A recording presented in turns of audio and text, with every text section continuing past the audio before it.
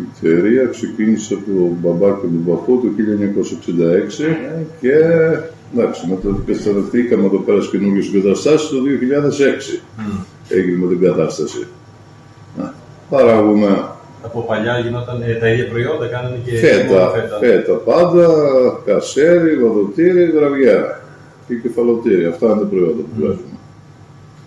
Τα γάλατα τόπια. Τα γάλατα μόνο τόπια. Περίπου από 400-500 παραγωγούς, ναι, και σχεδόν από όλο το νησί. Γάλατα. Πρόβιο. Πρόβιο 90-95% πρόβιο και ένα 5-10% γίδινο είναι. Ανάλογα τη χρονιά. Το λόγο της εταιρείας έχει γίδα, δεν έχει πρόβατο. Έτσι, καλά, αυτό ήταν ένα βουτσαλάκι που βρέθηκε, ναι.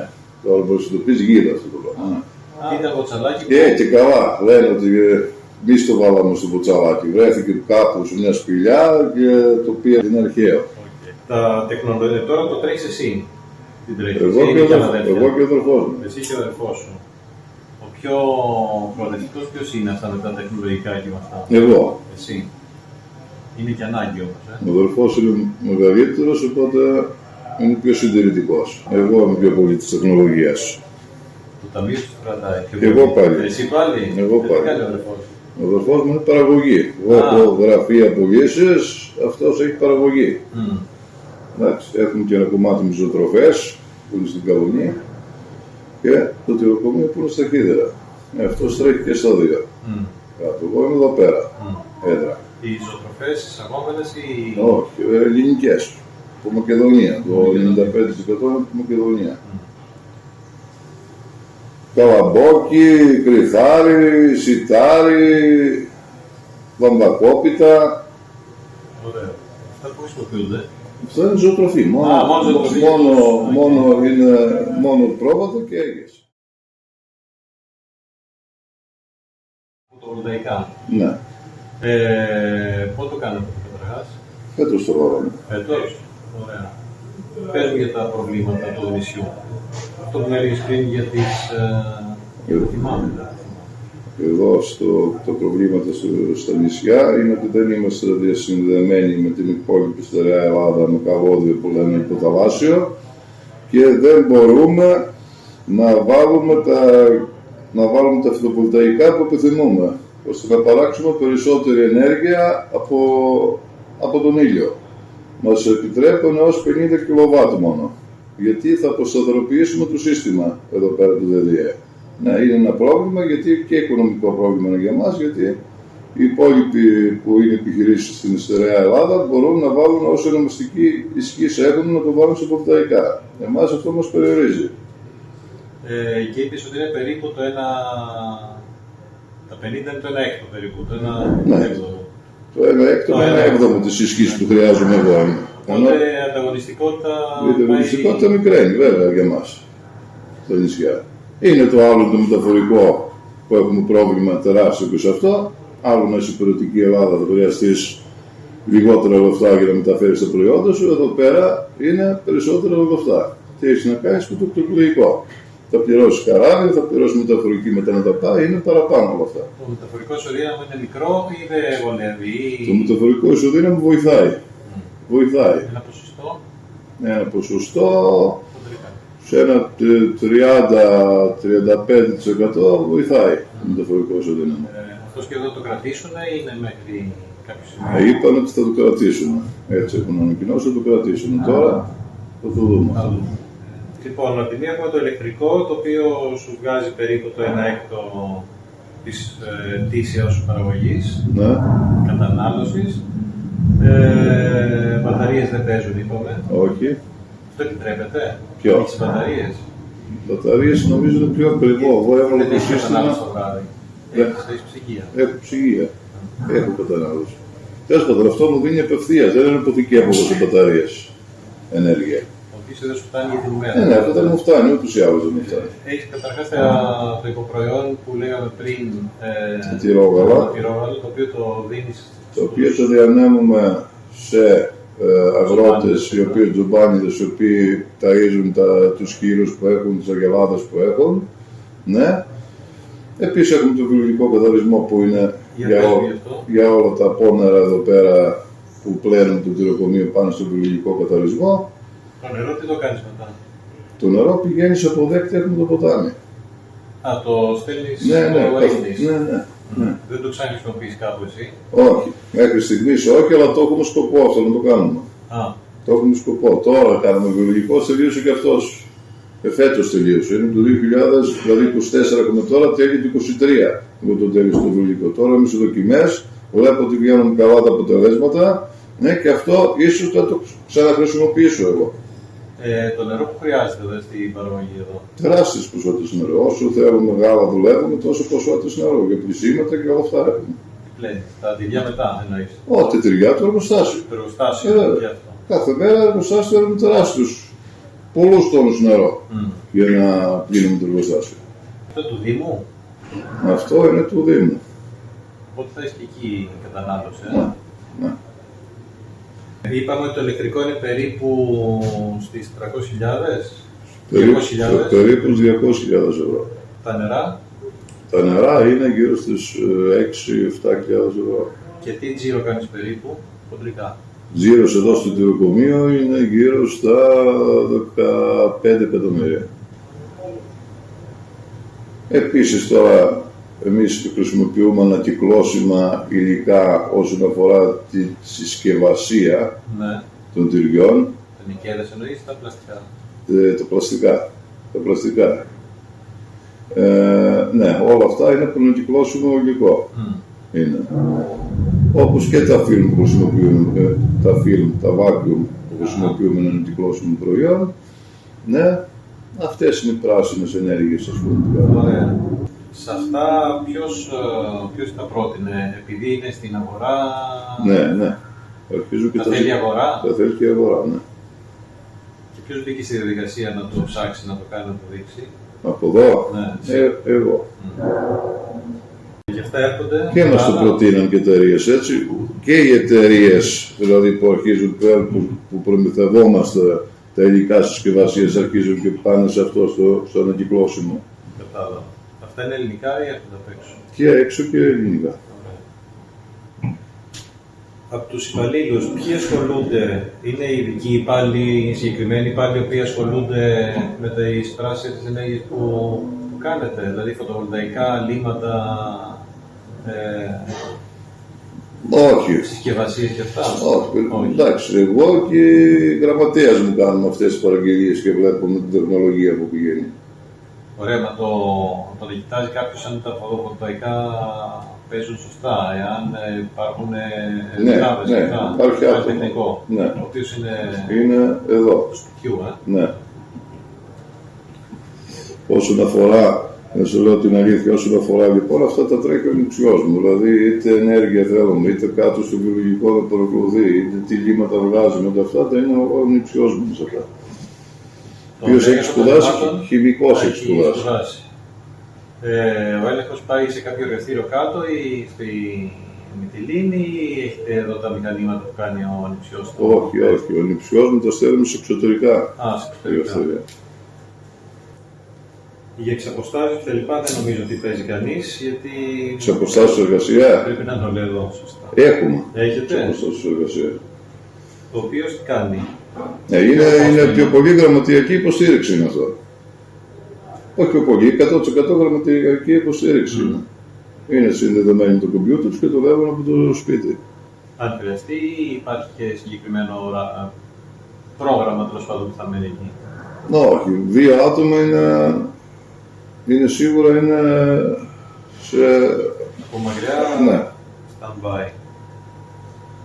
2 άτομα δουλεύουν από το σπίτι. Υπάρχουν άλλοι εδώ γύρω που είτε κάνουν την ίδια δουλειά, είτε έχουν κάποια εταιρεία που κοιτάτε μαζί να κάνετε παρόμοιες πράσινες ενέργειες? Δεν νομίζω. Όχι. Κάτι ο Δήμος είπε ότι ίσως να μαζέψουμε αυτά τα τυρόγαλα, να κάνει κάποιος επιχειρηματίας να βγάλει βιοαέριο, να παράξει ενέργεια τέλος πάντων. Ναι, εδώ στο Δήμο Δυτική Λέσβου. Κάναμε μια συζήτηση, θετικοί είμαστε γι' αυτό. Ναι, τώρα θα δείξει ο χρόνος αν θα γίνει αυτή η εμφάνιση. Την έχουν ψάξει για το κόστος και για το αν θα είναι βιώσιμη κτλ. Δηλαδή, αν μπορεί να τρέξει αυτό. Δεν το γνωρίζω στον Παναγιώτη. Νομίζω ότι για να θέλει να κάνει, σίγουρα έχει ρωτήσει μερικά πράγματα.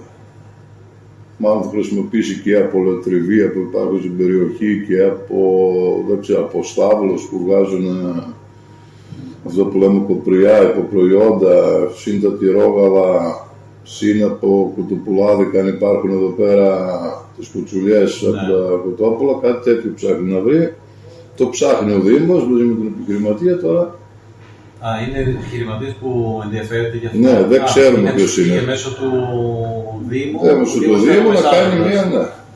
Τυρόγαλα όμως, τι καύσιμο να κάνει. Εντάξει, η ελιά, τα λάδια, όλα αυτά που. Έχει, του βάζουν, έχει όλα αυτά, έχει ακόμα πρωτεΐνη μέσα, οι λακτόζες που έχει, κάτι παράγει αυτό εκεί πέρα. Οπότε το θέλουν. Ναι, δηλαδή είναι σαν να εξατμίζεται, είναι σαν να παίρνει τον ατμό, πώς θα σου πω, μια τέτοια τεχνολογία είναι. Και παράγει αυτό βιοαέριο. Το βιοαέριο θα παράξει ενέργεια. Δεν το έχεις ακούσει αυτό το πράγμα, έτσι. Το έχεις ακούσει. Οπότε το Παναγιώτη, δηλαδή, με άλλη τυροκομεία στη στερεά Ελλάδα χρησιμοποιούν. Έχει 3-4-5 τυροκομεία που έχουν κάνει βιοαέριο με τα προβλήματά τους, γιατί είναι τεχνολογία των τελευταίων ετών. Δηλαδή, ακούω ότι ναι, με λειτουργεί, θέλει πάρα πολύ προσπάθεια, θέλει να το ταΐζει συνεχόμενα με τυρόγαλο που δεν έχει συνεχόμενο. Δηλαδή, μας το πικ, ας πούμε, κάνει τον Απρίλιο το γάλα το πολύ. Ναι. Μετά αρχίζει και πέφτει. Τον Αύγουστο, Σεπτέμβριο κλείνουμε. Οπότε εκεί πέρα, τι θα χρησιμοποιήσεις, πρέπει να κλείνεις δηλαδή όλο το σύστημα. Ναι. Και μετά πάλι αρχίζουμε Νοέμβριο-Δεκέμβριο με λίγες ελάχιστες ποσότητες. Αυτό πρέπει να ξεπεράσει αυτός ο επιχειρηματίας ο οποίος το κάνει αυτό το πράγμα. Θα είναι κοστοβόρο. Καιρικά φαινόμενα και αυτά επηρεάζουν δουλειά. Καιρικά φαινόμενα. Εσείς το γάλα θέλετε. Το γάλα. Στο γάλα, απλά όταν έχει ανοιξιάτικο καιρό έχουμε περισσότερο γάλα. Όταν είναι κρύος ο καιρός, τα πρόβατα, οι κατσίκες βγάζουν πιο λίγο γάλα. Αυτό επηρεάζει. Το μεγαλύτερο πρόβλημα το έχουν τσοπάνιδες. Ναι. Okay. Εντάξει, τώρα όμως είναι καλά για αυτούς, γιατί τις περισσότερες φορές είναι ανοιξιάτικος ο καιρός. Οπότε φέρνουν περισσότερες ποσότητες γάλα αυτός. Αυτό δεν αλλάζει πάντως το κύκλο που μου είπες. Όχι. Πότε κλείνεται, πότε ανοίγεται. Όχι. Απλά όταν είναι πικ, έχει πιο πολύ γάλα, έχει πιο πολύ παραγωγή. Από άποψη ασφάλισης, είναι ασφαλισμένο το τυροκομείο. Ναι. Σαν κτίριο, σαν λειτουργία υποθέτω. Σαν κτίριο, προϊόντα, ναι. Και τα προϊόντα του, ναι. Με ποια μορφή αυτό? Ποια μορφή? Έρχεται και σου λέει για φωτιά, για πλημμύρα, για σεισμό του τέτοιου, σου ασφαλίζει όλο το κτίριο και τα προϊόντα που έχεις μέσα. Κατάλαβα. Ή αν γίνει κάποιο κοπή ΔΕΗ, ας πούμε, για μια εβδομάδα. Αυτό ασφαλίζεται ή πρέπει εσύ να έχεις γεννήτρες και τα λοιπά για να το όχι, δεν ασφαλίζεται αυτό το πράγμα. Εγώ έχω γεννήτρια που σηκώνει όλο το εργοστάσιο. Εφόσον είσαι σε νησί, υπάρχει τρόπος βελτιστοποίησης των μεταφορών των προϊόντων κτλ. Στο πιο πράσινο, όχι. Όχι, δεν νομίζω. Φορτηγό, πλοίο κτλ. Όχι, ναι. Δεν μπορούμε να κάνουμε κάτι σε αυτό.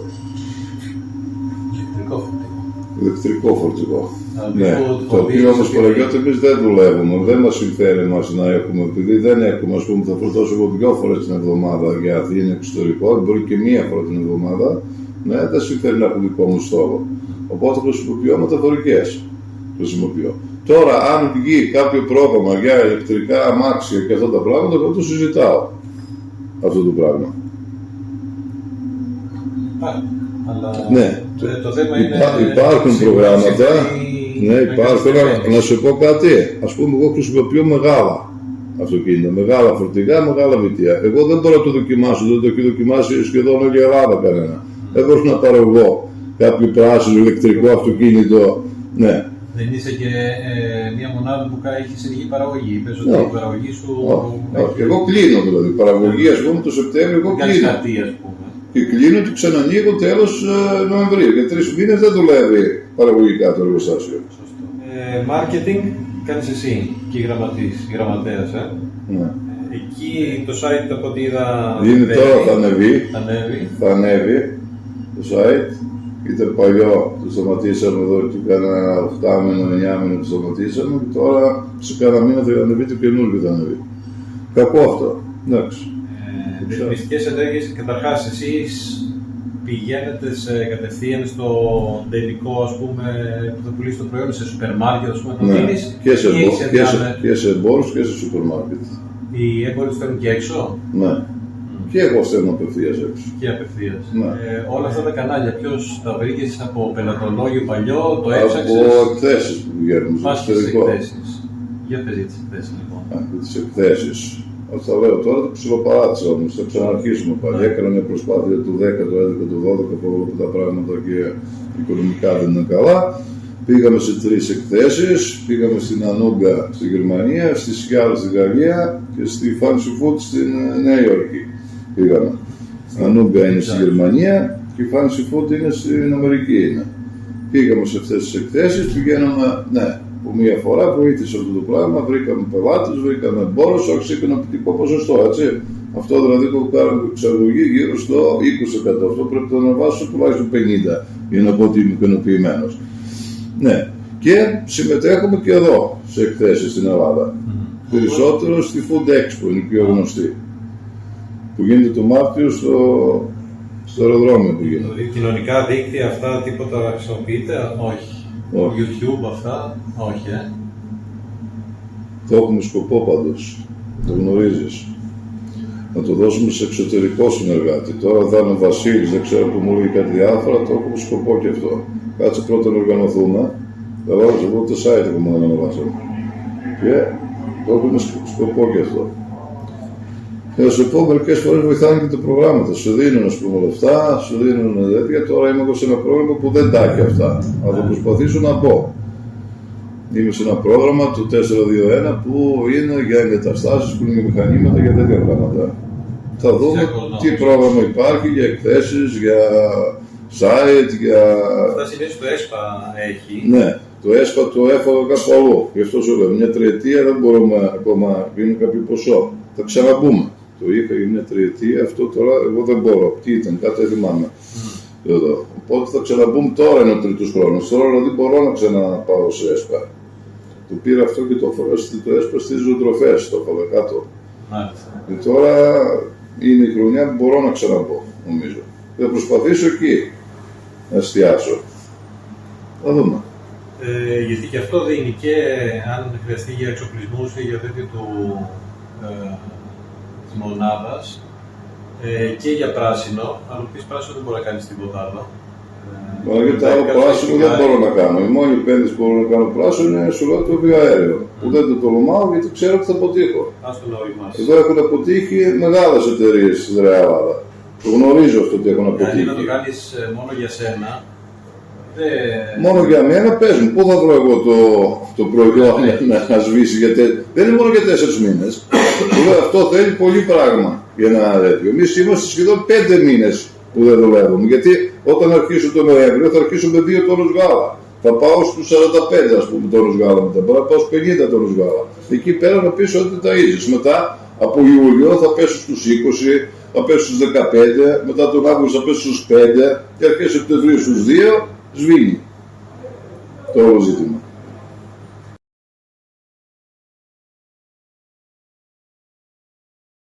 Πιστοποιήσεις και αυτά σίγουρα θα έχεις άδειο για τις τροφές, Έχεις όλη η διαδικασία. Ναι, άγιο έχω εδώ πέρα. Και ναι, το ελληνικό το πρότυπο, το γερμανικό το πρότυπο έχω, το IFS, το 9001, το ISO και τώρα θα πάμε να βγάλουμε και το αγγλικό το πρότυπο, το PRC. Επειδή βγήκαν εκτός Ευρώπης αυτή. Ναι. Εντάξει, πιο πολύ γιατί εμείς δουλεύουμε προς Γερμανία, Ολλανδία, Βέλγιο που ζητάνε και πέρα το γερμανικό το πρότυπο. Αλλά τώρα έχουμε μια παρουσία και Αγγλία που αρχίζουν και ζητάνε το PRC, το αγγλικό το πρότυπο.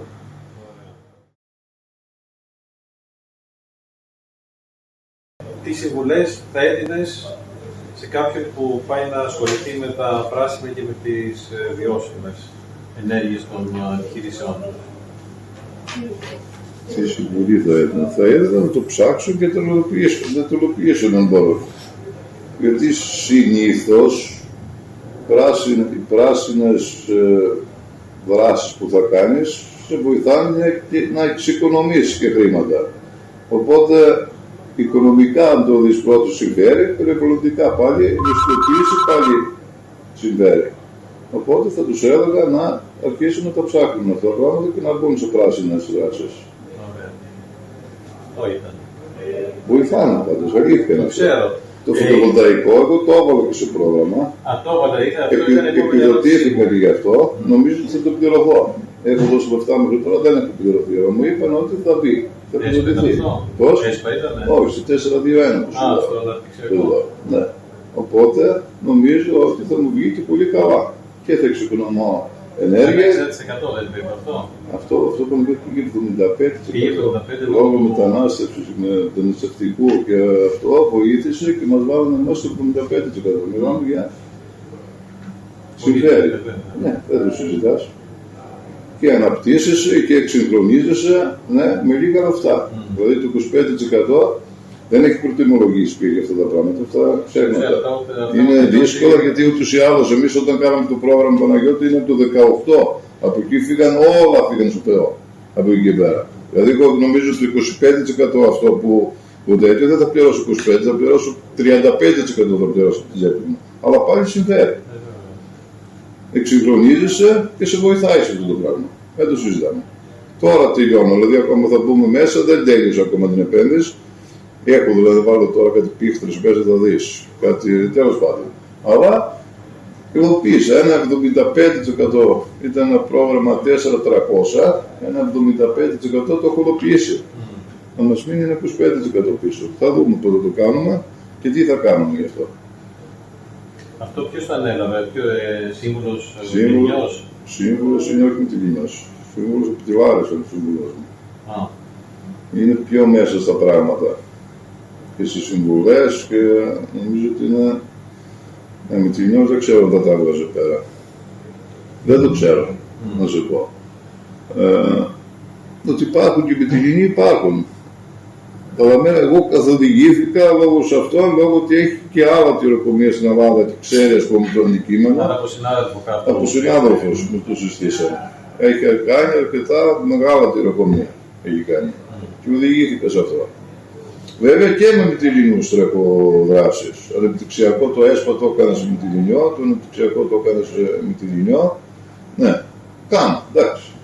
Προσπαθώ να μοιράζω, δεν το συζητάμε. Και όλα αυτά αναφέρονται τσέπη. Και εδώ πέρα πρέπει να βοηθήσουμε. Και με τη Λινή πρέπει να του βοηθήσουμε, δεν το συζητώ.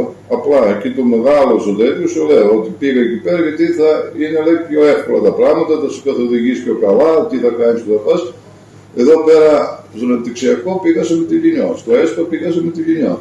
Αυτό αφορούσε τι ζωοτροφέ. Στο τυροκομείο που ξέρω ότι είναι πιο δύσκολα τα πράγματα. Ναι, και ήθελα άλλες τεχνολογίες που αυτός τις έχει δει, τις έχει κάνει, συμβούλευε και αυτά τα πράγματα, πήγα σε αυτόν.